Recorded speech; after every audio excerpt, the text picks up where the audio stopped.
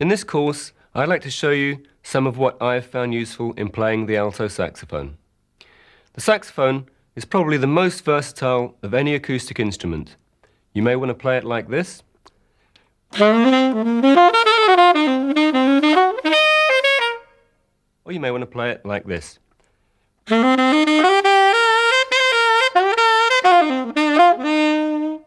Or maybe you want to play it like this.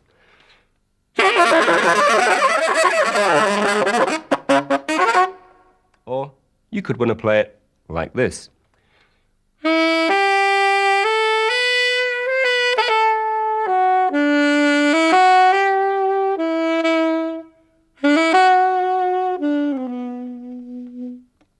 There's no one correct way to play.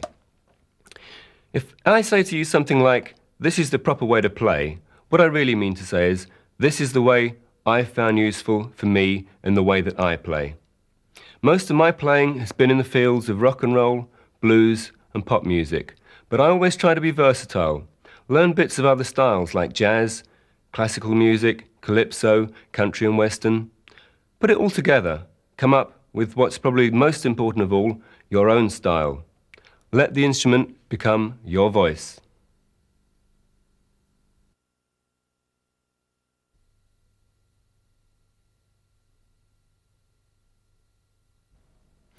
When you first get your saxophone, you'll find it comes in bits. There are three main bits. This is the body. This is the neck or crook. And probably most important of all is this, the mouthpiece. We can make a sound on this by itself, which we can't do with the rest of the saxophone. Now, the way the sound is made is quite scientific to explain, but the easiest way of imagining it is, you may remember when you were young playing around with bits of grass and making a sound with them, putting it between your thumbs. Well, it's a very similar principle. We're blowing air across the grass or the reed. In the case of the saxophone, it's vibrating and making sound. Now, the mouthpiece may or may not come with a reed already on it. Whether it does or not, I'll show you how to put the reed onto the mouthpiece. This is the mouthpiece itself. This is called the ligature, which basically is a little metal thing which clamps the reed onto the mouthpiece and the reed itself. Now, reeds are very fragile. You can very easily break the end of this reed. It tapers to a point. You can break this by brushing against it with a sleeve, so be careful.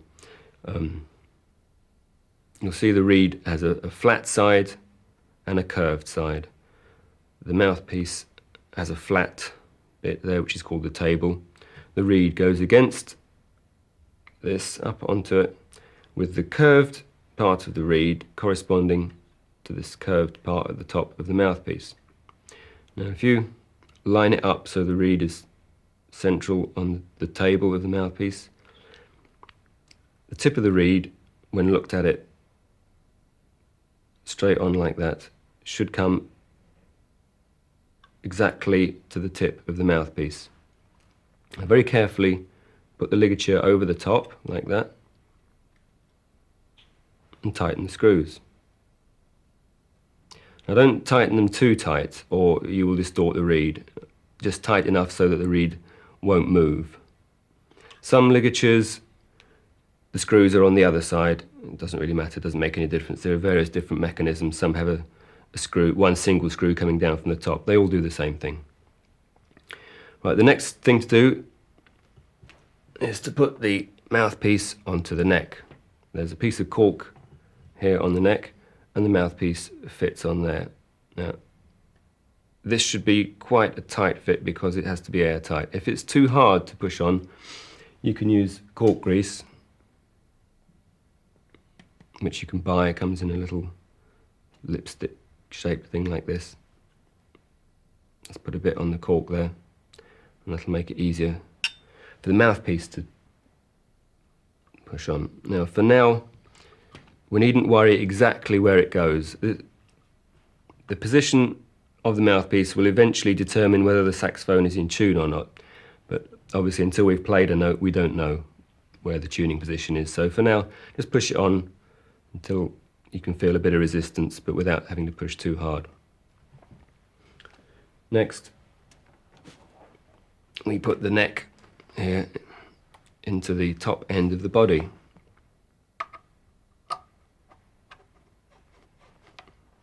Now line it up at the back so that this little bit of mechanism here, which is protruding at the top of the body, as you can see there when I take the neck off, is connecting to this part of the neck. That should be lined up in the middle of this curved shaped bit there.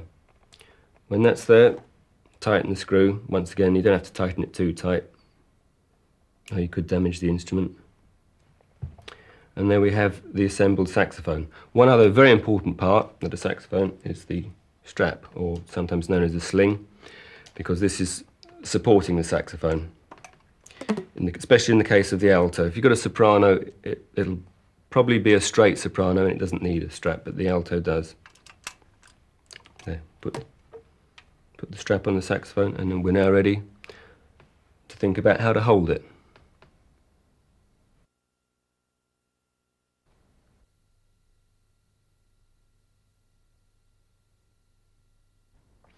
This is how to hold the saxophone when you're playing it. Now, firstly, the lower end of the saxophone at the back, you'll see a little bit of metal, or it could be plastic sticking out there like that. You put your right thumb underneath that. Above that, the top end of the saxophone will be a button that you put your left thumb on. This button doesn't actually do anything at all, it's just somewhere to rest the thumb. There's a key just above it. For now, ignore that, we don't want to press that key. We just put the thumb on that button. One very important thing now is to adjust the neck strap so that the mouthpiece goes to the right place. If it's too low, it will go into your neck. No use at all. If it's too high, poke your eye out and probably break the reed and your glasses. We adjust it so that the mouthpiece will fit comfortably into your mouth. Just the very tip of the mouthpiece needs to go into the centre of your mouth. It's very important that the strap is taking the weight of the saxophone rather than your hands, because after a while, if your hands are holding it like that, you're going to get very tired muscles here and you won't be able to play properly. With the mouthpiece ready to go into your mouth, we should hold the saxophone either to the right of the body or in front of it like that. There's no real rules about that, because if you're performing, you might want to be posing and play like that or like that. But for now, we want to keep a straight back, stand comfortably, which will help us breathe properly. We could be sitting, in which case you'll find it's easiest with the saxophone to the right of the body. It's rather awkward having it in front like that when you're sitting. Before we actually blow the note, there's quite a complex thing going to be going on in your mouth, and the best way of describing this is to say, think of your lower lip like a cushion, which is going to go over the bottom teeth, curl it over the teeth, and with your top teeth, imagine you're very slightly biting onto the top of the mouthpiece, about a centimetre in from the edge. So the bottom lip, slightly curled over the bottom teeth, will be pressing against the reed top teeth on the top of the mouthpiece. Then with your tongue, tip of your tongue against the tip of the reed, we're going to blow. Now with the tip of your tongue on the reed, nothing's going to happen because you're blocking it off. But as soon as you move your tongue back off the reed, air will pass through this gap between the reed and the mouthpiece. The reed will vibrate and we should hear a note.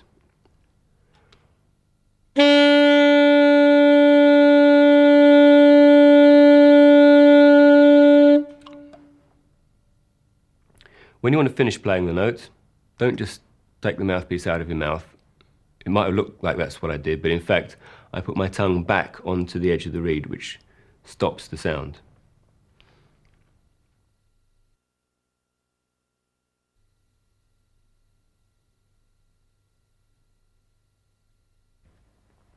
Right, I'm going to show you how to play a few notes on the saxophone now. As I'm sitting down again, I shall be holding the saxophone to the right of my body. Now, the basic principle behind playing different notes on the saxophone is all the way down we have lots of holes in the saxophone which are open and closed by the use of keys. This is effectively changing the length of the tube of the instrument that is actually working. So as we press more keys down, we're making the tube longer and we get a lower note. The first note I'm going to show you is the note B. Now, you'll find all these keys on the saxophone look very complicated, but we don't have to really do too much messing around with our hands. There are 3 buttons at the bottom, which the right hand fingers will be going on, and 3 buttons at the top, which the left hand fingers will be playing. Now, to make things a little bit more complicated, there are actually more than 3. There's a little button there in the middle, which we can ignore for now, and just above these 3 there is an extra one which might be difficult to see on this saxophone because instead of being mother of pearl like the rest, it's brass, but on a lot of saxophones this would look like another mother of pearl key. So if we count these 3 up from the bottom, 1, 2, ignore the little one, then the third one up is the one we want to press now. This is the B key. The first finger of the left hand will be playing this key. Now, you don't have to press too hard at all, just as long as the pad closes. If you really force down on it, you'll be wasting an awful lot of energy and it'll slow your playing down. So remember how we were holding the saxophone before? The right thumb underneath the thumb guard there, left thumb on the button at the back. Now this finger on that first button and mouthpiece in the mouth, tongue on the reed, say the syllable T and blow.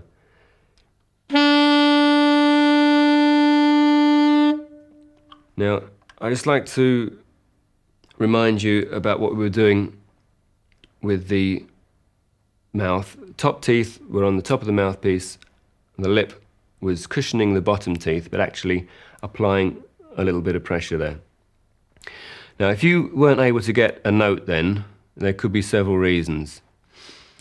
You may have been blowing too hard or pushing too much with your jaw, which would be completely closing the reed against the mouthpiece and no air could get in. Or else maybe you weren't pressing hard enough and the reed wasn't vibrating. It could be that you haven't got a very good reed. Now this unfortunately is a problem with saxophones. You never know whether you're getting a good reed or a bad reed. You can sometimes tell by looking at it. If it looks fairly symmetrical, it could be a good reed. If it looks warped or twisted, it's probably a bad reed and won't work. Best to buy several reeds at one time, then you can try them out. And a good tip is to soak them first before playing them. You can dip them in a glass of water for a minute or two, or just soak it in your mouth. One possible problem, if you bought a second-hand saxophone, is the mouthpiece may be totally unsuitable for learning on, which could mean that it would be much too difficult to play if the gap between the reed and the mouthpiece is too big. Another thing that could be wrong is the saxophone itself may need overhauling or repairing. The only way of you really knowing this is to take it to a good repairer, and they should tell you. Right, we'll just try playing that note again. This time I want you to, while you're playing it, concentrate on the note. That is, listen to it. The reason for this is I want you to think of this not as a purely mechanical process, but we're actually now playing music. Even though this is only one note, we want to think about that note as something beautiful. The only way you're ever going to get a beautiful sound, or a nasty sound if you want to get a nasty sound, whatever it is you want to get out of the saxophone, you've got to listen to it to end up getting the sound you want to get. So this time, play the note and concentrate on what you're hearing. Remember the tongue.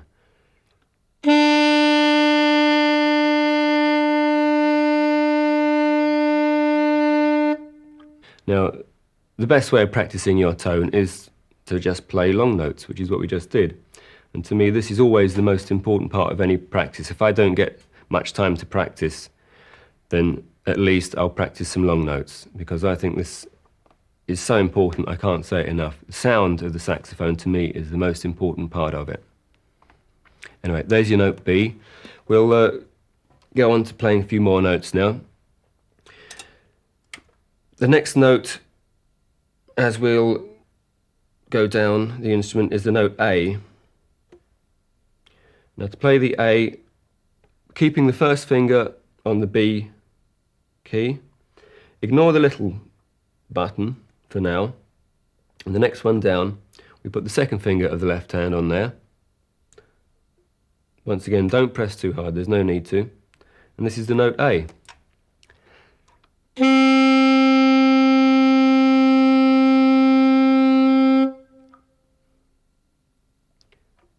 One more note while we're thinking about the left hand is the note G. The third finger of the left hand on the next button down.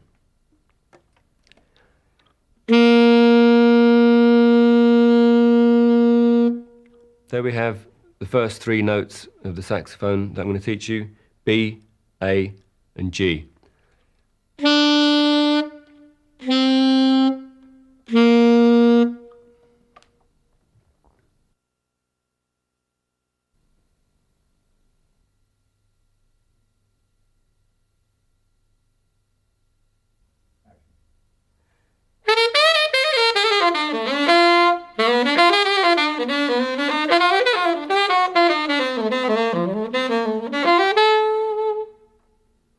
In this next section, we're going to look at breathing and articulation. I don't recommend that you play the saxophone with someone standing on your stomach.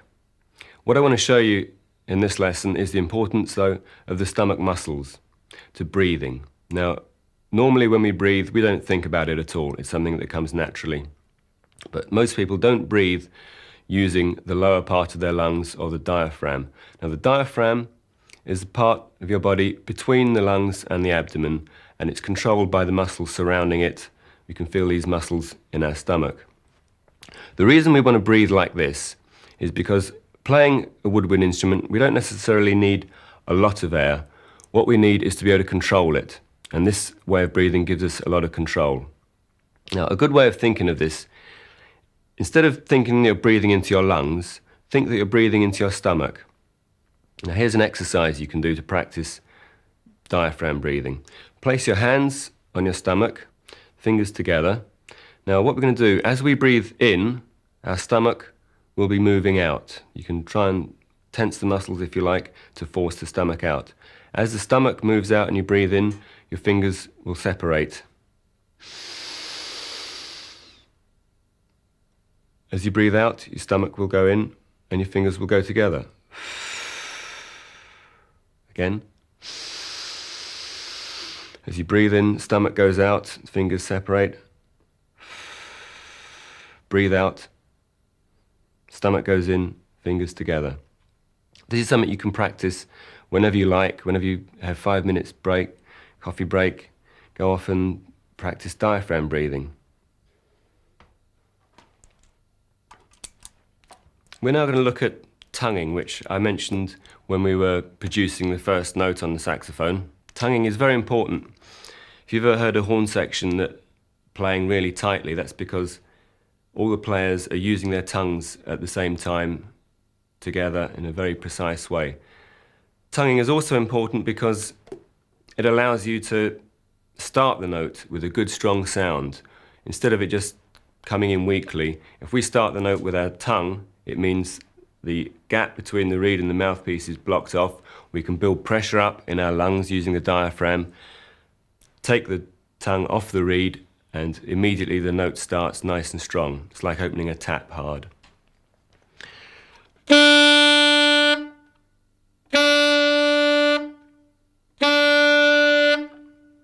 Eventually, we will want to be able to tongue quickly, slowly. A good way of practicing this, even if you haven't got the saxophone, you can walk down the street going ta ta ta ta ta ta ta ta ta ta or ta ta ta ta ta ta ta ta ta ta ta if you like. Think of any rhythms, use this syllable ta. It's a very good practice.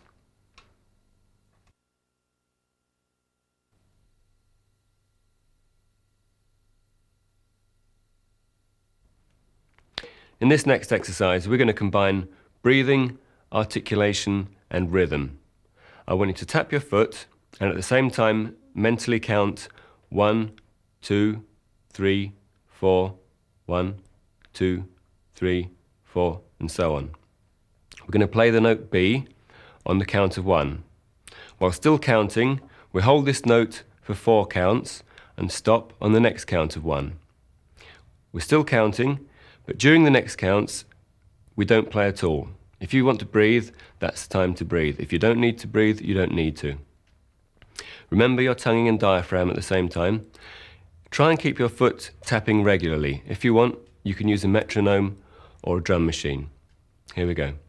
1, 2, 3, 4.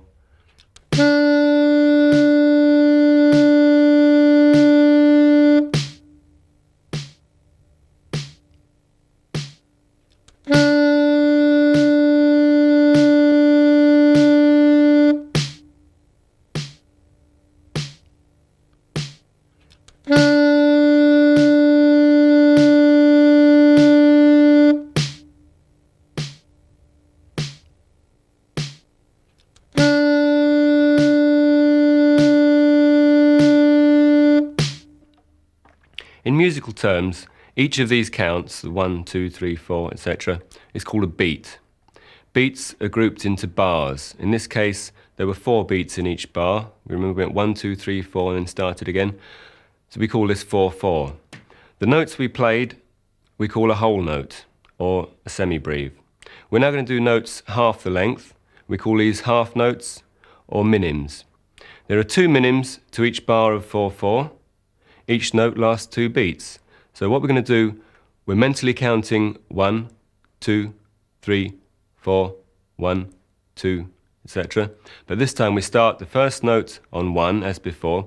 The second note we start on the count of 3. We stop again on 1 of the next bar, rest for a bar, and then start again with the next bar, 2 notes to the bar this time.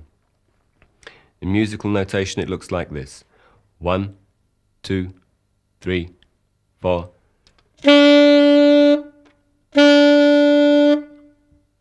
2, 3, 4.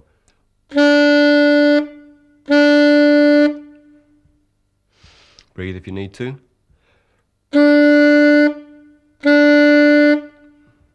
2, 3, 4. Now, in this case, when we were playing one note going straight into the next one, you have to make sure that you're starting the first note with the tongue, ending it with the tongue, starting the second note with the tongue.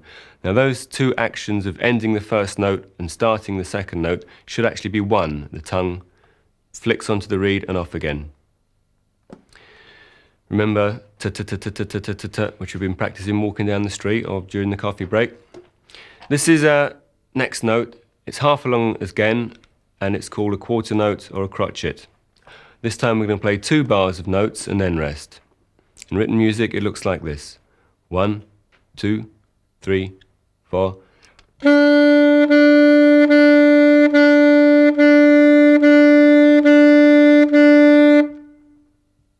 3, 4.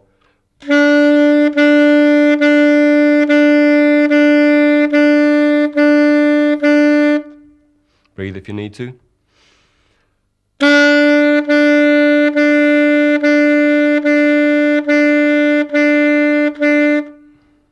2, 3, 4.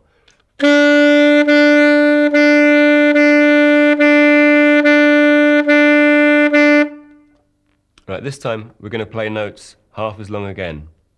We call these notes 8th notes or quavers, and there are 2 notes to each count or beat. Here we go. In music they look like this. 1, 2, 3, 4.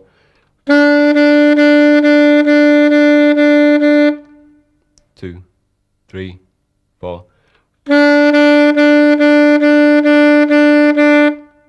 2, 3, 4.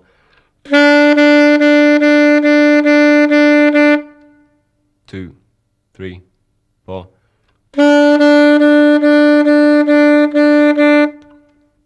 So far, we've been playing 4 beats to a bar. We call this the time signature of 4/4. You can see it at the beginning of the music, the 2 4s. This is the time signature. We're now going to do the same exercise with the time signature of 3/4. This time, tap your foot and count 1, 2, 3, 1, 2, 3, and so on. We start the note on the first count of 1, hold it for 3, and stop on the next count of 1. Rest for 3, and then start again. In musical notation, it looks like this. 1, 2, 3. 2, 3. 1, 2, 3. 1, 2, 3. A dot following the written note means that that note lasts for half as long again. Remember, the half note lasted for 2 counts. Well, this is a dotted half note, and this lasts for 3 counts. It's very important that you get a sense of tempo. That means that your count is regular. It doesn't speed up or slow down. It's very good exercise to try practicing with a metronome or a drum machine if you've got one. After a while, the sense of tempo will become natural to you. You shouldn't have to rely on tapping your foot either, but it doesn't do any harm. If you want to tap your foot, I see no reason why you shouldn't. It's very important to play in a regular tempo when you're with other musicians, otherwise you could end up before them or after everyone else. We're now going to move on to the next section, where I'm going to show you a few more notes and some tunes.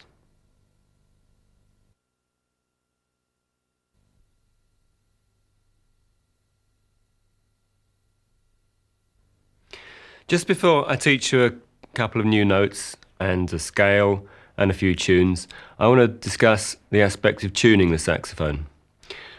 Okay, we've learnt the note B and we can play it quite well by now, I'm sure, but maybe your note doesn't sound quite the same as mine. This could be because it's not in tune. Now, the way we tune the saxophone is by moving the mouthpiece on or off the neck. If your note is higher in pitch than mine, that means it's sharp, and we move the mouthpiece further off the neck like that. If your note is lower in pitch, then that means it's flat. We move the mouthpiece further on until it's in tune. You can also tune the saxophone to a piano. If you do this, your note B on the alto saxophone corresponds to the note D on the piano. Okay, we've covered the notes G, A and B so far. Remember, this is the B, that's the A, and here's the G. G, A, B. The next note we're going to look at is C. Now this one's quite tricky. Instead of just taking a finger off and getting the next note upwards, or putting a finger on and getting the next note down, we're going to have to alternate. That means to go from the B to the C, we take the finger off of the B, at the same time putting the second finger of the left hand on that button there. That is the middle of these 3 buttons. Ignore the little one there. That's the C. B, C. Just try playing that.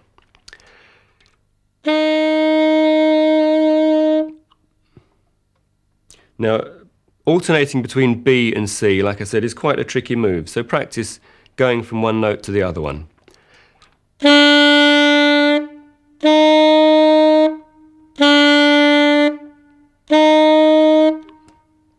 A very good exercise at this stage would be to use our previous rhythm exercise. Remember where we discussed quarter notes and we played the note B, 4 in a bar? We'll now try alternating between B and C, doing the same exercise.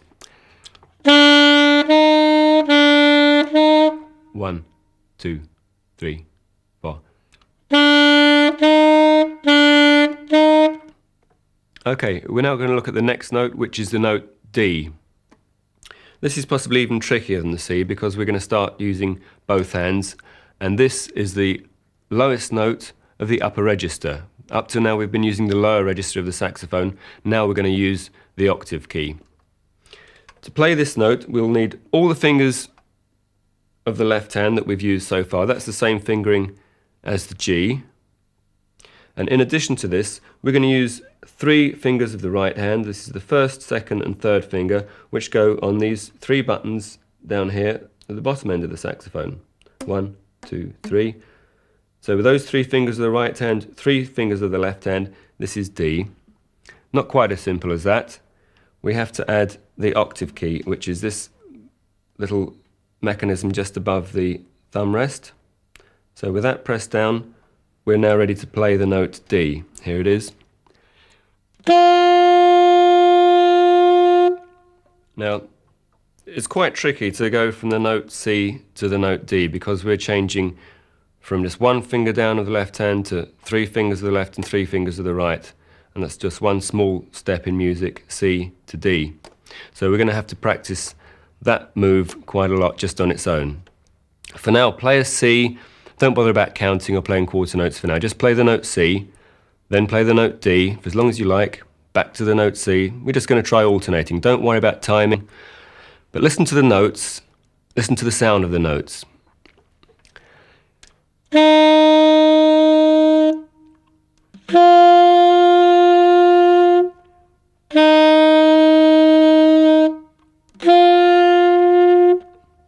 Once you feel fairly confident changing between the 2 notes, then try doing it a bit quicker on the quarter note exercise.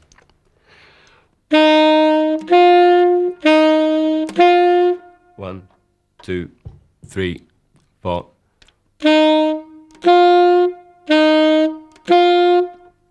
Okay, we now know the notes G, A, B, C, and D. If we play them in that order, we have the first 5 notes of the scale of G major. So let's try going up this scale and then down it. G, A, B, C, and D. Now down.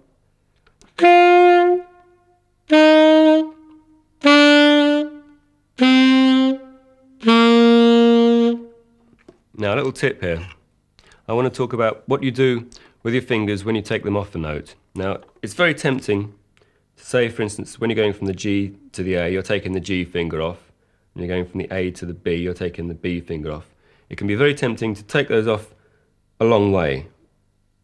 Now, when I first started playing, I taught myself. I didn't know much about playing the saxophone. I made a big mistake of flapping my fingers all over the place, thinking a lot was going on. In fact, all that was happening is I was wasting a lot of energy and not playing any more notes.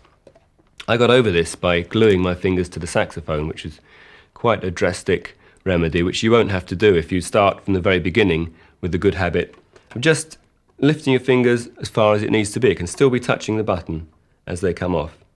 It'll end up giving you a very much more economical technique. So just watch as we play the scale of G again, see how the fingers don't move too far away from the buttons.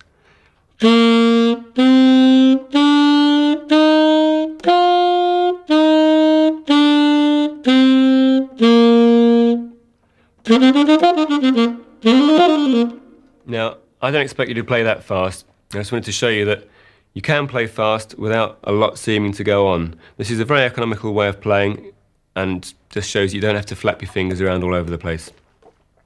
If you find you have to slow down at any point in this scale for a difficult bit, for instance between the C and the D, or the B and the C, what that means is you started too fast. I want you to be able to play this scale at an even tempo. It doesn't matter how slow it is at all. In fact, the slower the better, because you'll be playing strictly in time then. You won't have to slow down for the difficult bits. You can gradually speed up as you get to know it better. I don't mind how long it takes. It could be weeks or months or years. It really doesn't matter. Now that we know these 5 notes, G, A, B, C and D, we're going to try playing them in different combinations. Now, instead of me giving you a series of exercises like a conventional teacher would do, I want you to make up your own exercises. You do this by playing those notes in any order you like. Pick the notes at random. If you like, write them down on a piece of paper and just choose B, C, A, D, D, B, G, A. Could be whatever you like. In fact, see if you can find every single combination there are of those 5 notes and play them. What you're doing by this, as well as saving me giving you the exercises, is actually improvising. That is, making music up out of your own head. This is also called composing. This is a very important part of the kind of music I'm teaching you. It's involved in jazz, blues, rock and roll, and some sorts of classical music. Now, as well as improvising, I also think just as important as reading music is being able to play by ear. Now that means you can hear a tune that's played by another musician or that you hear on a record, and you pick the notes out and work out what the tune is for yourself. We're going to try that now on a couple of tunes. The first one, we're going to give you the music as well. This is When the Saints Go Marching In. You can play it with the 5 notes that we already know. We're going to be playing this to a backing track, and this tune starts on the second beat of the bar. Now this means I'm going to count you in 2, 3, 4, 1, and then you start on beat 2. Okay, here we go. 2, 3, 4, 1.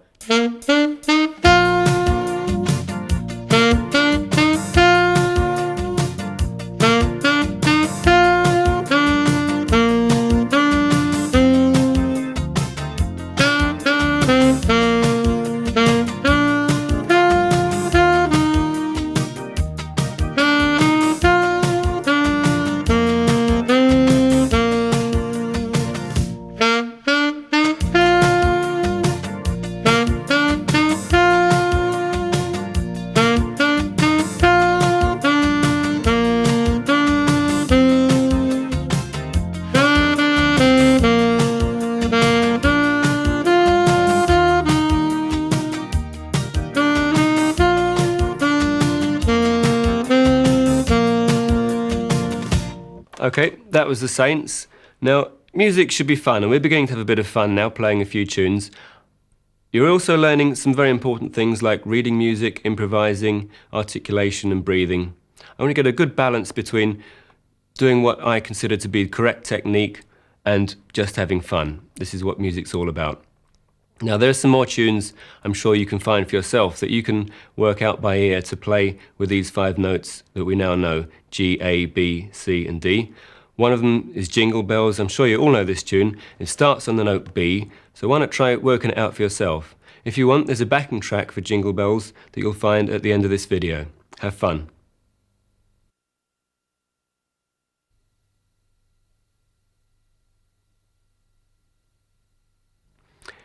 Up until now, I've asked you to tongue every note.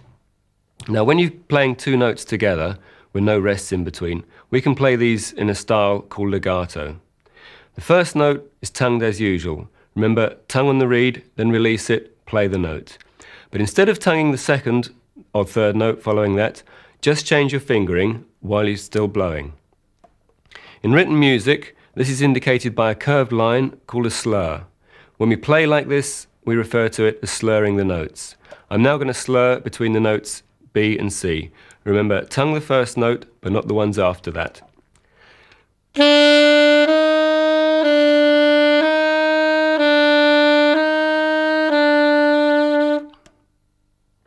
Any number of notes can be played legato, as long as you remember to tongue the first one. Let's try it with G, A, B.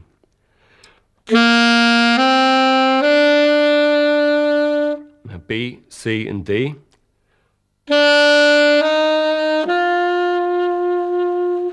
Try it on your scale of G, G, A, B, C, D, and back down to G.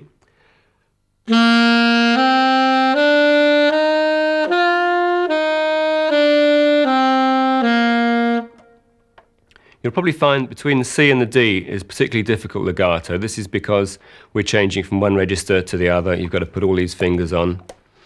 So practice just the C and D by itself if you're having trouble, then go back to the scale until you can play it at an even tempo. You could try playing the tune we've learned, the Saints, legato. If, for instance, we group together the first lot of notes into one section of legato playing where we tongue the first one but not the rest, we've got what we call a phrase. Second group of notes do the same thing. We've got another phrase. This makes a very melodic style of playing.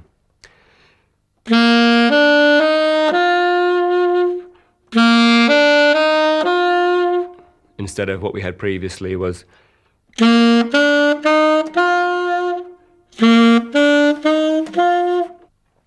Right, we can use legato playing in any combination we like. We can group the notes into 2, 3, 4, 5, doesn't matter. What I want you to do is to try making up your own combinations of slurring and apply it to what we know so far. You can play the Saints.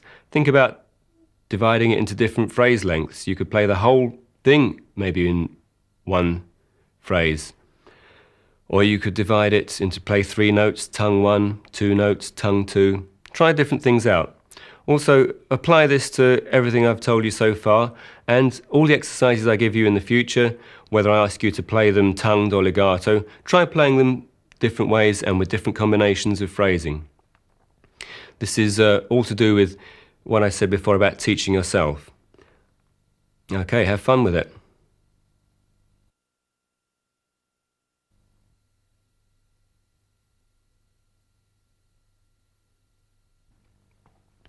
I'm now going to show you a few more notes. In fact, I'm going to show you quite a lot of notes now, so that very soon we'll be able to move on to playing some more interesting tunes and some blues tunes. First of all, we're going to continue further up the saxophone, the note E in the upper register. Remember the note D, which we played with the left hand 3 fingers and the right hand 3 fingers? Well, now take off your right hand 3rd finger and we have the note E. Now take off the right hand 2nd finger, we have the note F.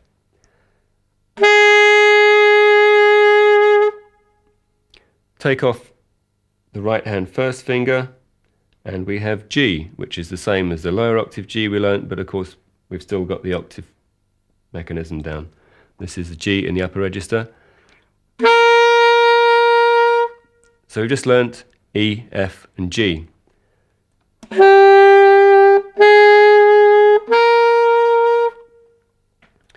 With these new notes we can now play part of the C scale, that is C, D, E, F and G. So let's try this.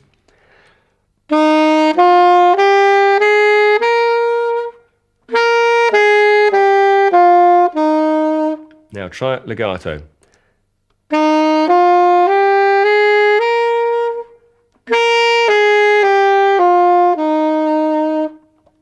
Now, with these new notes, we could play Jingle Bells or the Saints in the key of C. I want you to just try doing this by ear. Jingle Bells starts in the note E. Using the notes we've just learnt, C, D, E, F and G, we can play Jingle Bells.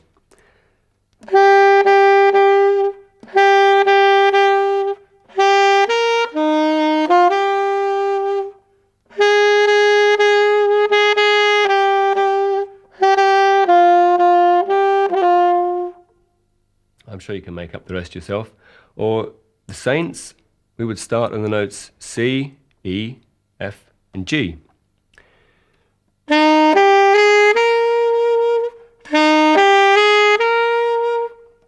Try playing the rest of it yourself. Now we're coming to the note F sharp. In the upper register, octave key on of course, play our G, which is the first 3 fingers of the left hand, and with the right hand we're going to play not to the 1st finger, which would have been the F, but the 2nd finger. This is the F sharp. Let's try this.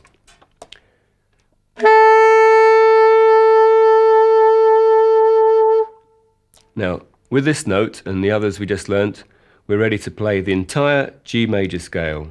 The notes G, A, B, C, D, which we learnt much earlier on, then these new ones E, F sharp and G. So here's the G major scale.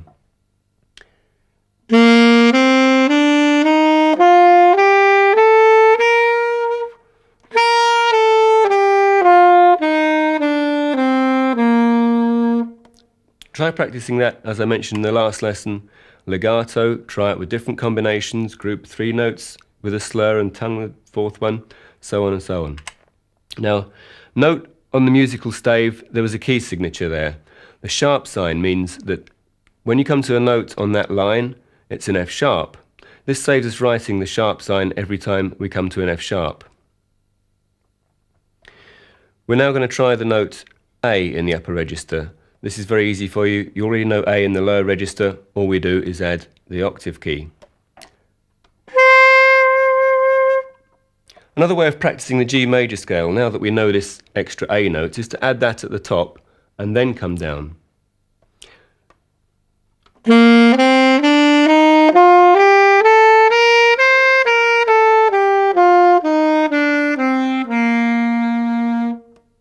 This means we can play it up and down in a more flowing way, still keeping in 4/4. Now, note that the beginning and the end of that scale we had what are called repeat signs. Now this means when you get to the second repeat sign, you go back to the first repeat sign and play it over again. You could do this just once if there's no other indication, or if it says, for instance, ×3 or ×4, you would repeat it more than once.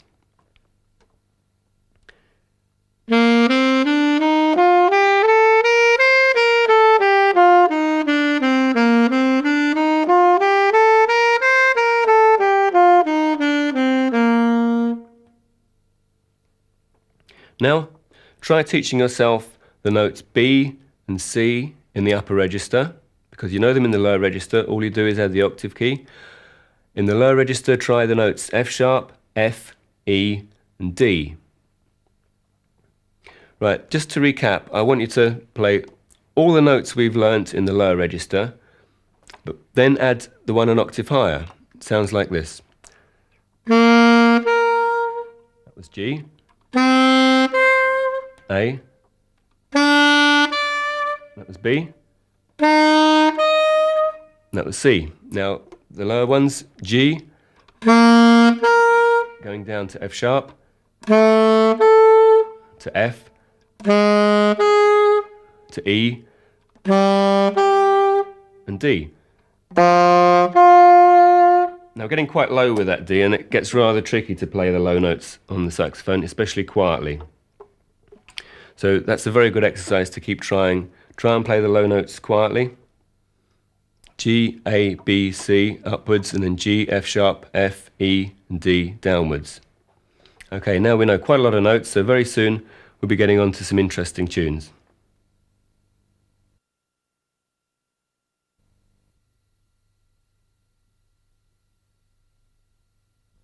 The saxophone is capable of a vast range of expression. We could play a note and make it sound very nice and beautiful, or we could make it sound horrible and nasty, both of which are very useful things to be able to do. Here's a nice note. And here's a nasty one.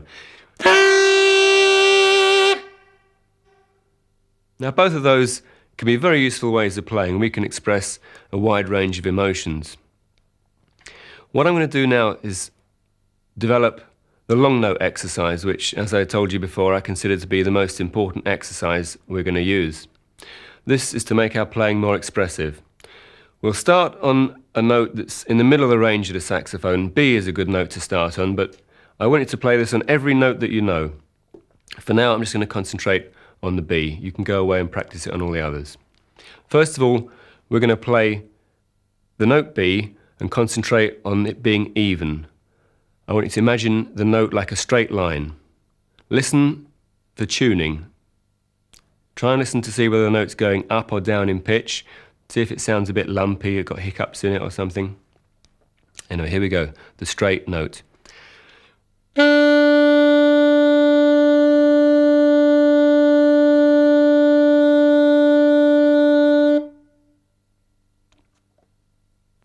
Now, for this exercise, we are going to be using a lot of control in our lower lip. As I said earlier, what we use for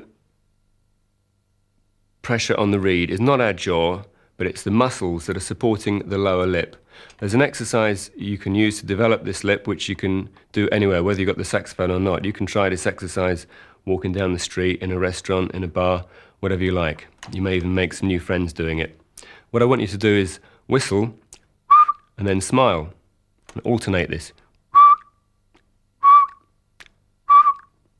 This is very good for working on all these muscles around the mouth, and this will develop your embouchure. This next exercise, we're going to play the long note again, but this time we keep it even, but we're going to change the loudness. What that means is we'll start quietly, the note's going to get louder, and then it's going to get quieter again. This is called dynamics.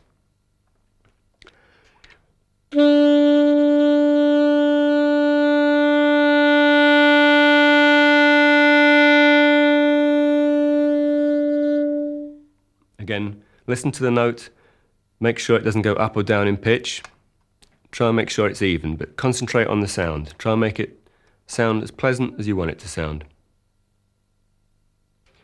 This next exercise, we're going to keep an even loudness, so we don't get any louder or quieter.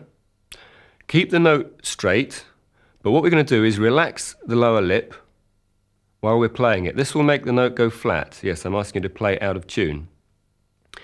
But gradually relax this lip so that it gradually gets flatter and evenly gets flatter, and then bring the lip back up onto the reed so that it gets sharper and back in tune. You can imagine this like a wave, like that.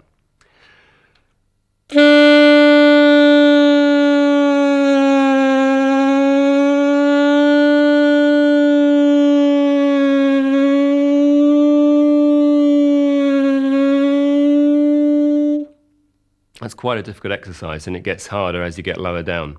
But don't worry, just persevere with it. What it'll do is three things. It'll give you flexibility to adjust your tuning. The saxophone as an instrument is not always perfectly in tune, and some notes are inevitably slightly sharp or flat. By being able to relax your lower lip like this, you can adjust the tuning to fit in with what you hear around you. Some notes especially are quite difficult. Another reason for this exercise is learning flexibility so that you can bend notes. You can hear this style of playing in some of the great blues and jazz saxophone players such as Johnny Hodges, who'll play things like this.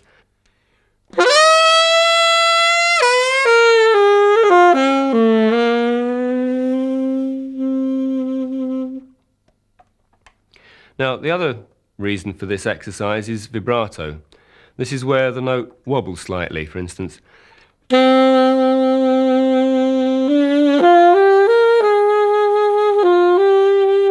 Or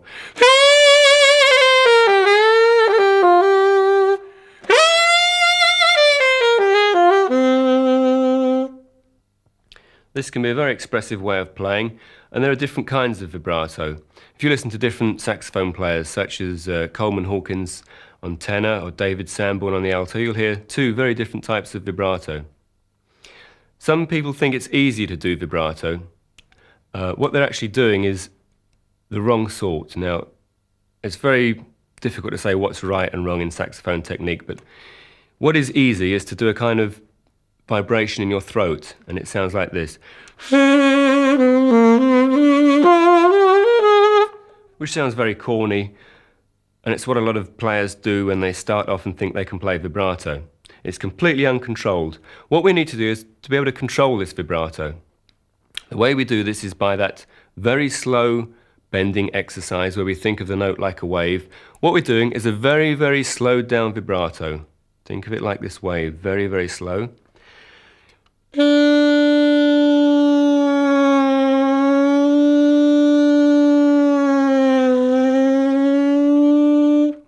And over a period of weeks, months, or years even, gradually speed it up. It's something that won't happen overnight. It's rather similar to the way drummers will practice a roll. They don't get their sticks and suddenly go da-da-da-da-da. They will go da, da, ma, ma, da, da, ma, ma. Very slow, and then gradually speed it up so that their roll is even and constant. It's the same with our vibrato. So this exercise could take you a long time, but it's worth it in the end.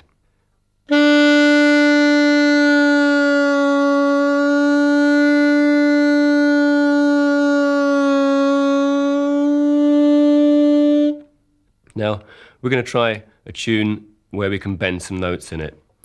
Before we do this, I'm going to have to show you a new note which is in this tune. This is the note of E flat. Now, to play the E flat, we use our D fingering, that is the 3 fingers of the left hand, the first 3 fingers of the right hand, and the little finger of the right hand is going to be playing this key just here. See that? Side key? That's the E flat. Now, this note isn't in the key signature of this tune, but don't worry, we'll show you the note when it comes along. This is called an accidental. Bending notes shouldn't be overdone because it can become very annoying instead of interesting.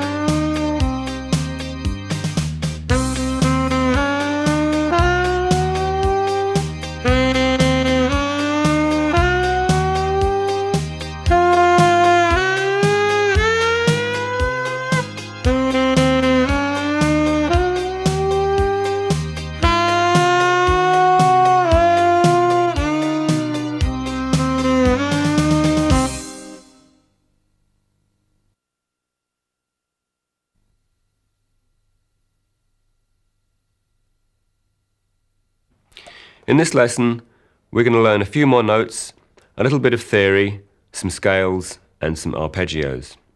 Here's the first note. It's the B flat. Now, to play the B flat, we need the two fingers of our left hand. Remember, same as we're playing the A. Then add this side key here with the side of your first finger of the right hand. There's a group of 3 side keys down the right hand side of the saxophone. It's the bottom one we're interested in here. The A fingering plus that side key there. This is the B flat. In the lower register, in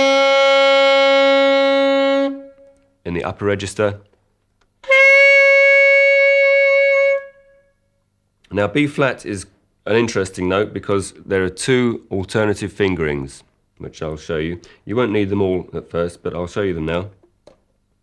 Remember, we've got this little button here on the left hand. This is the B flat button, and we can play the B flat using just the one finger but 2 buttons. This is the first finger of the left hand playing the first button, which is the B button, and then the little button, the B flat, together. Same as the other fingering I just showed you. Another fingering for B flat, which I don't use very often, but it's still very useful in certain circumstances, is this one. Using your B key, the left hand, without playing any other notes of the left hand, you play the first finger of the right hand or the second finger of the right hand. This is it. Or just for now, we're mainly going to be concentrating on the first one I showed you, which was the A fingering, adding this lower side key. We can now play a scale of G minor. This is a G harmonic minor scale. There are 2 types of minors, the harmonic and the melodic. For now, we're going to concentrate on the harmonic. To play this scale, we'll need the notes G, A, B flat, C, D, E flat, which I showed you in the last lesson, F sharp, and top G again. Starts on the lower G.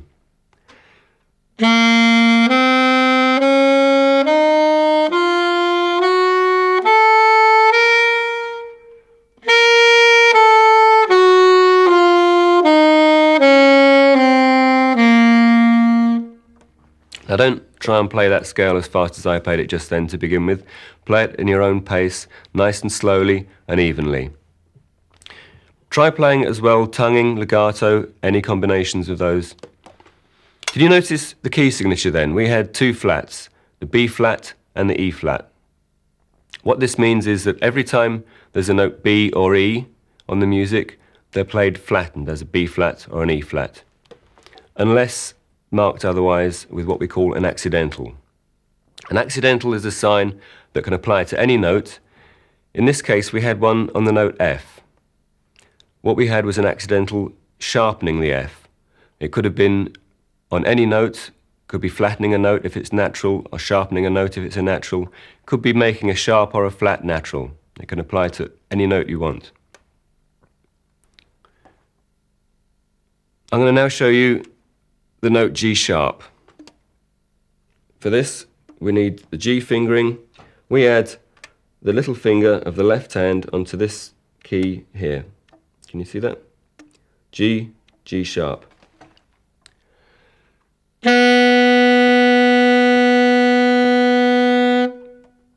This can also be called A flat. An A, when you flatten it, sounds very similar to a G when you sharpen it. The next one I'm going to show you is the C sharp or D flat. To play this, we don't need any fingers at all. Easy, isn't it? That was the C sharp or D flat. That is the top note of the lower register. Another very good thing to practice changing between the registers is to practice your C sharp to D.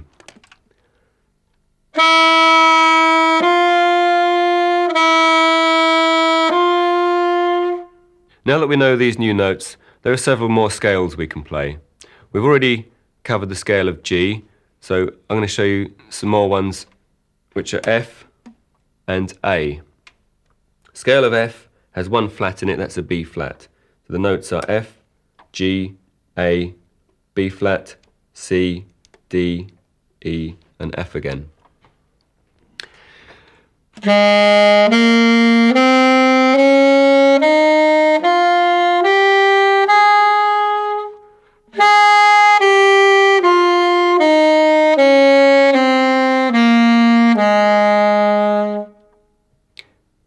Here's the scale of A. This one has three sharps in it, C sharp, F sharp, and G sharp. The notes are A, B, C, D, E, F sharp, G sharp, and A.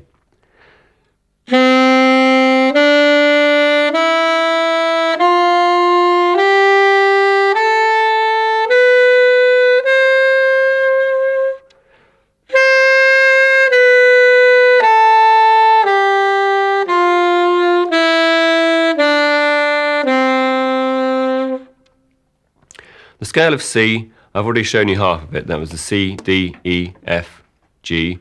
You can learn this one for yourself, the rest of it. Let's carry on up to the top C. We're now going to do some minor scales. Firstly, D minor. This is starting on the low D. We have D, E, F, G, A, B flat, C sharp, and then D in the upper register.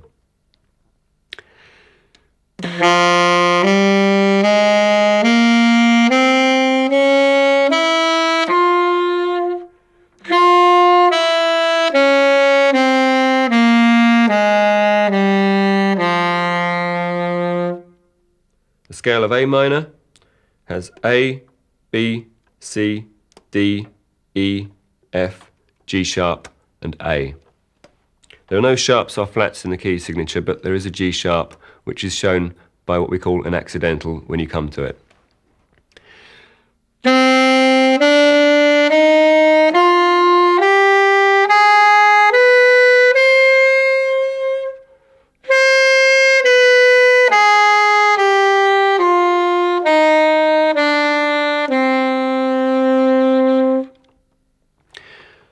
We're now going to learn some arpeggios. Arpeggios are going to become very useful in the next lesson, which is rock and roll and blues. This is a very good exercise for practicing your technique as well. Basically, an arpeggio is the first note, third note, and fifth note of each scale. We miss out the second and fourth.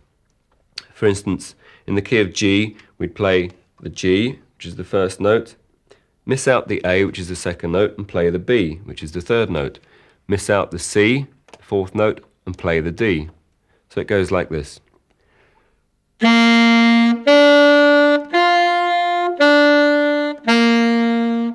G, B, D, B, G. Again.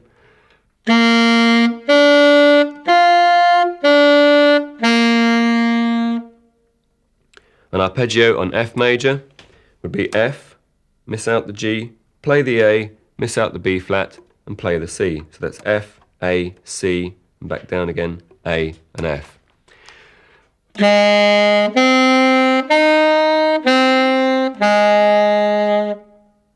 I'd like you to work out for yourself the arpeggios on C and A. You know the scales, miss out the second and fourth notes. On the minor arpeggios, the same thing applies. You play the first note, the third note, and the fifth note of the scale. So on the G, we'd play G, B flat, and D, missing out the A and the C.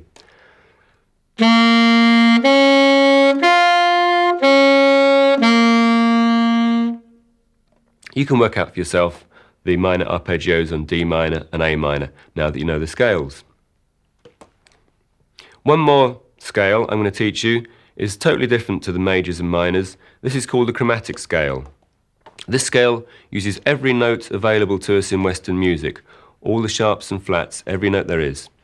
It's quite tricky, so what we're going to do is break our rule about playing the scales evenly and slowly, because this is going to take you a long time to work out the fingerings, going from one note to the next one in steps of what we call a semitone. That is the smallest interval in music that we have.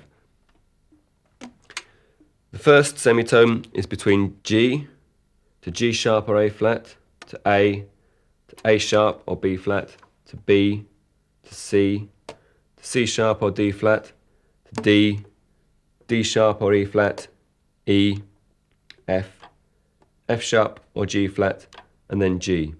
We're going to start this scale on the note G, go right up to the top C, back down to the bottom D, and then back up to G. You can start this scale, however, on whatever note you want, it doesn't matter. Now you may have to stop to breathe somewhere, so don't worry too much about playing it in even tempo.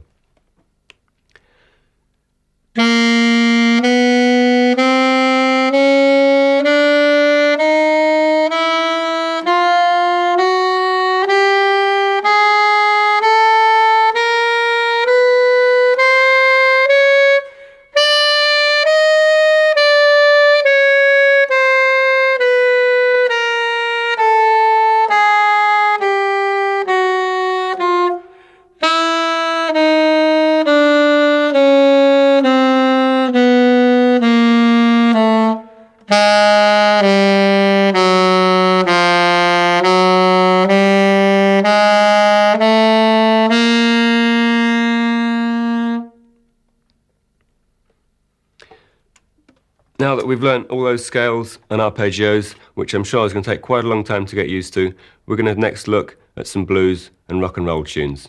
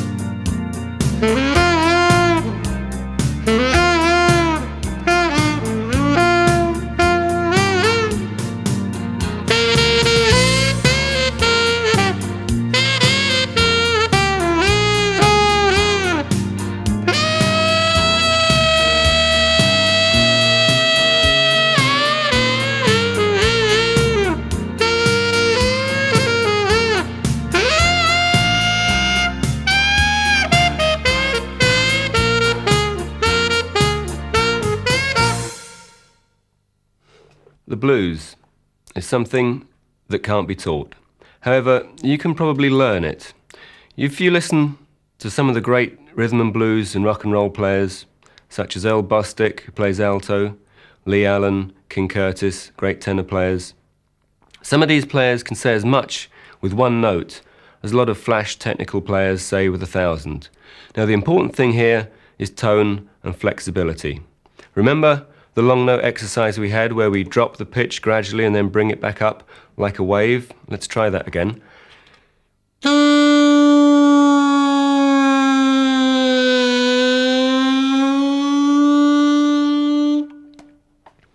We're now going to look at a 12-bar blues chord sequence in the key of G.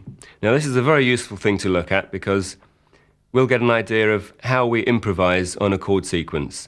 The 12-bar blues chord sequence has been used in many different kinds of music: rhythm and blues, rock and roll, gospel, country and western, and modern pop music. It's also a good starting point for learning to improvise jazz. Although there are only 3 chords in this 12-bar blues, that's G, C and D, and usually there are a lot more chords in jazz, it's very good to start at the beginning so we can train our ears to listen to the chord changes. In this case, we're going to play a tune that's based on what the bass player is playing, that is the bass line. This is a very common bass line, I'm sure you'll recognise it. We're going to adapt it slightly so that we can breathe. First of all, we're going to play quarter notes. That's on the first time round, called the first chorus. The second time round, that is the second chorus, we're going to play 8th notes. This will give it a boogie-woogie flavour.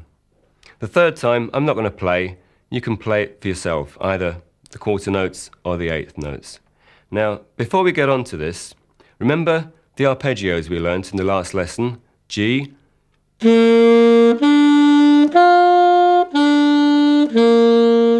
that was the first note, the third note and the 5th note of G. G, B, D, B, G.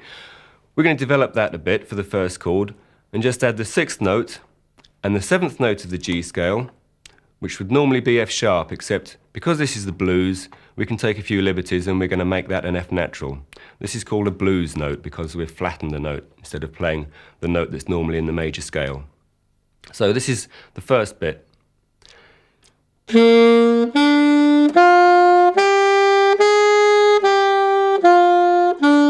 Sound familiar? The next chord in the sequence is C. So we do the same thing. We take the arpeggio of C, we play the first, the third and the 5th notes. That's the C, the E and the G. Then we're going to add the 6th and the flattened 7th. That's the A and the B flat.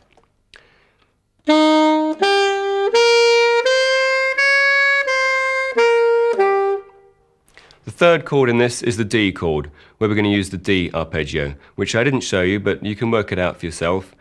Based on the D scale, we use the D, which is the first note, the F sharp, which is the third, the A, which is the 5th, then the B, the 6th, and the C, which is the 7th note, but flattened one. So instead of a C sharp, it's a C natural.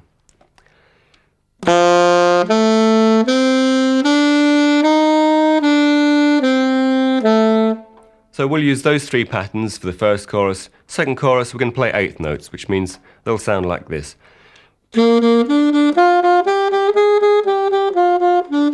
And so on. Okay, you ready? Here comes the count.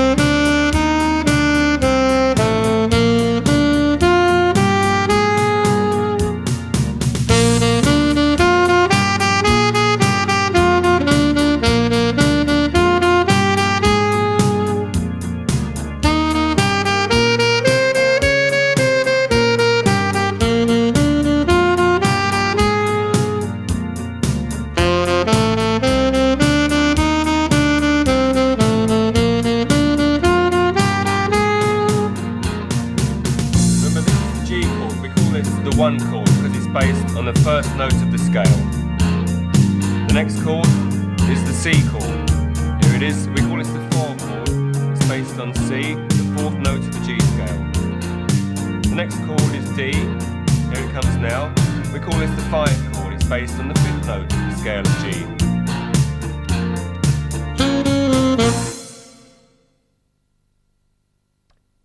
Okay, now we can transpose that chord sequence into whatever key we want to play the blues in. If we're playing it in C, we'll use the chords that are based on the first, fourth and fifth notes of the C scale. So for instance, whereas in G we played the chords G, which is the first, C, which is the fourth, and D, which is the fifth note of the scale. In C we'd be playing C, which is the first note, F, which is the fourth note of the scale, and G, which is the fifth note of the scale. Changing the key of a tune is called transposing. The same structure applies to whatever key we're in. It's always chord 1, chord 4, and chord 5. The next thing I'm going to show you about playing the blues is what we call the saxophone growl. You've probably heard players with a really rough tone. This is quite common in rock and roll. Some people find this easy, some people find it difficult. There's no real secret to it. All you do is hum or growl in your throat while you're playing. You don't have to hum the same note that you're playing. You'll find out by trial and error how this hum affects the note you're playing.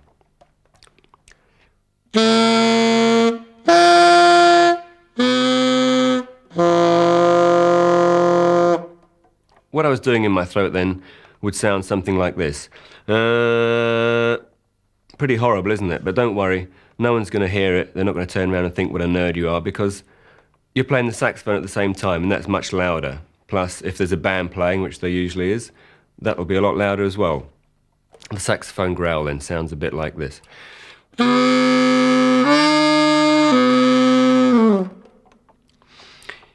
Just on the end of that last lick I did, you might have noticed I played some notes going downwards. We call this a fall. Now, the way to do this is to play the chromatic scale and gradually get quieter. It's a bit of a difficult thing to explain. It's very difficult to practice. You'll just have to listen to it, listen to players doing it, and try and work out how you gradually get quieter while fingering the chromatic scale downwards. Here it is again on the note A. A good example of this you'll hear if you listen to the Pink Panther theme by Henry Mancini. Right at the end, the whole band do that for quite a long time. As I said before, in the blues we can sometimes take liberties with notes of the scale. For instance, we flattened the seventh note of the G scale in. Instead of playing an F sharp, we played an F natural.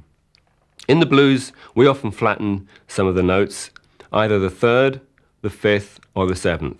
Now, you don't have to do this, but do it some of the time, and at other times, don't flatten them. In effect, it's like playing a minor at the same time as playing in a major key. Usually the band will play in a major key.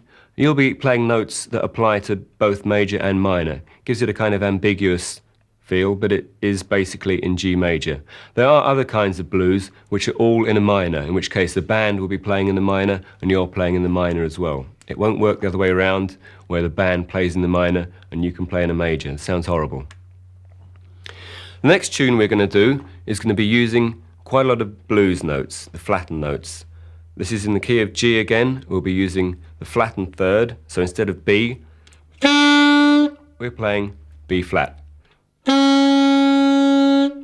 Now remember, we can use alternate fingerings for the B flat. We can either use the A with the side key here, or we can use the B flat button key, where our first finger of the left hand is holding down the B key and the little button key at the same time. In this tune, we're also going to introduce you to staccato. Now what that means is you play the note very short. In fact, the proper way of playing staccato is to play it exactly half the length. This is what you would be taught in classical music.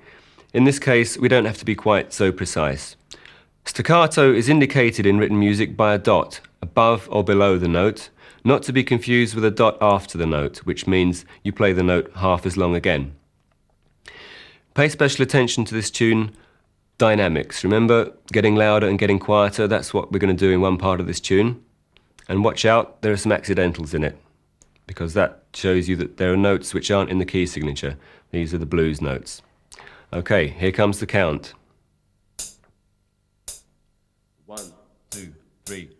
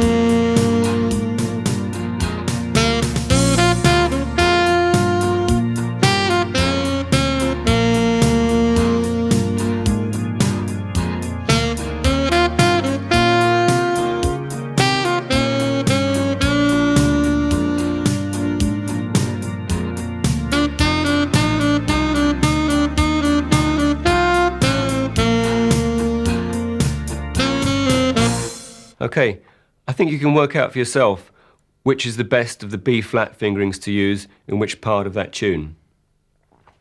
There's a very good example there of slurring notes in groups of two. The bit just at the end that went. Now, this brings us to another point. When we're playing B to C and back to B again, we can use an alternative fingering for the C, which is much easier. What we do is play the B as normal with our first finger of the left hand.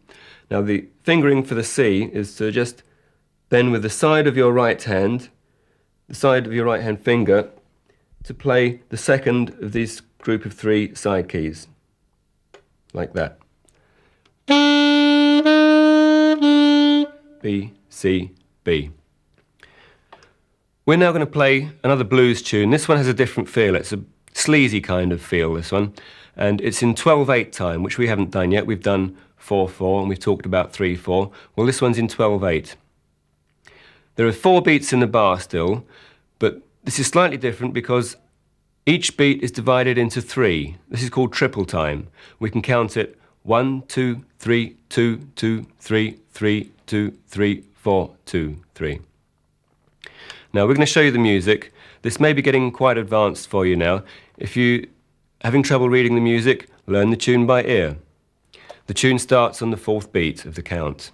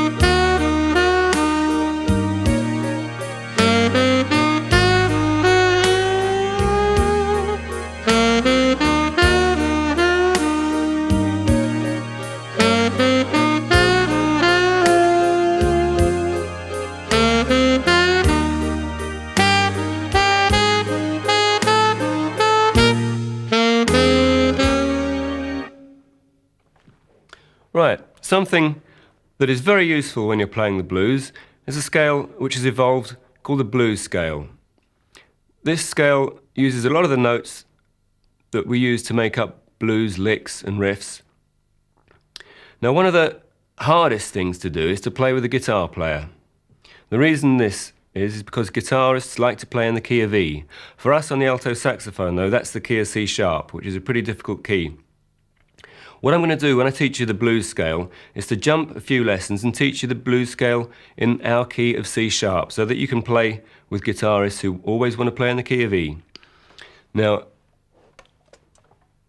the first note you need is the C sharp. You know this one?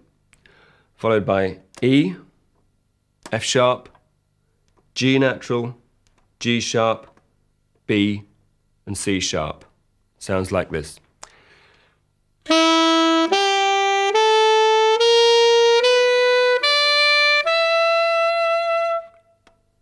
You can make up riffs and licks out of that very easily.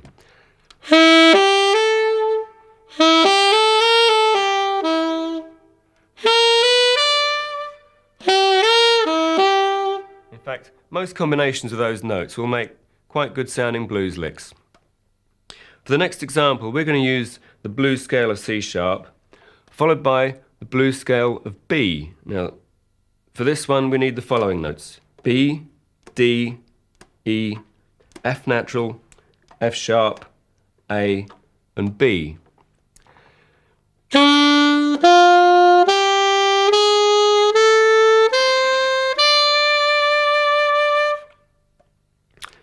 Likewise, we can make up riffs out of that very easily, which will fit against the chord of B.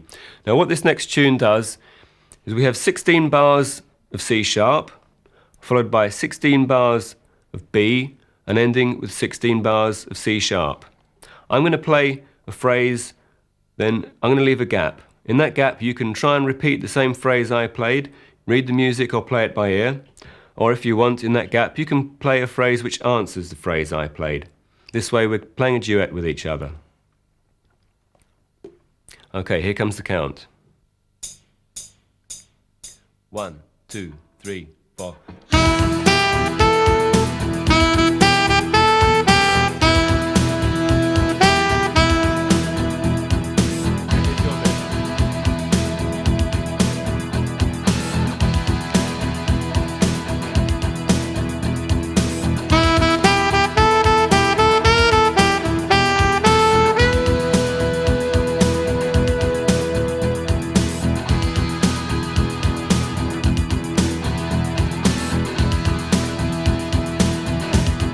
Down to me.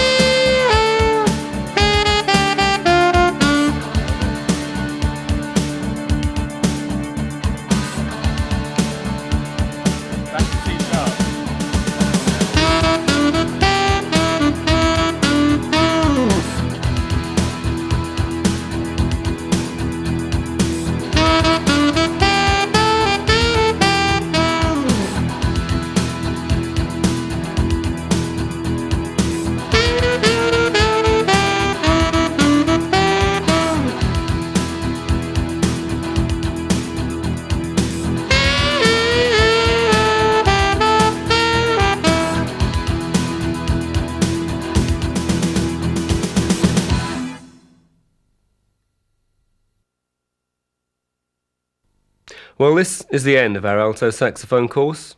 In the short amount of time available to us, I've shown you stuff that could take you between 6 months and several years to master. I'd like to have included everything you need to know, but that would be impossible. If there was something you didn't understand, rewind, try it over and over again. Go out, find books on the saxophone. Go to gigs, ask other saxophone players questions. I've shown you a lot of what I know. Other sax players will have different opinions. That's the nature of the instrument. Just keep practicing. Long notes, scales, reading music, playing by ear, inventing things.